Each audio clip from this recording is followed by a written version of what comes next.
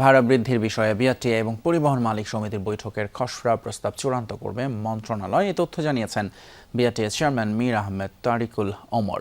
রোববার রাতে বিআরটিএ কার্যালয়ে বৈঠক শেষে সাংবাদিকদের এই তথ্য জানান তিনি। বলেন, তেলের দাম বৃদ্ধির পর বাসসহ গণপরিবহনের ভাড়া বৃদ্ধির দাবি জানায় মালিকরা।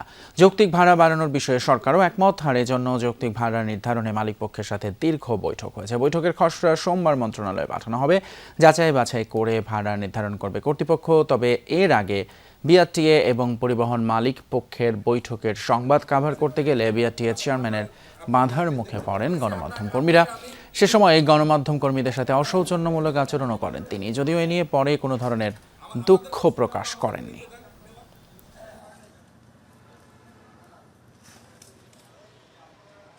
প্রস্তাবনাটা আমি এখন আলোচনা করব না, যেহেতু এটা খসড়া পর্যায়ে আছে।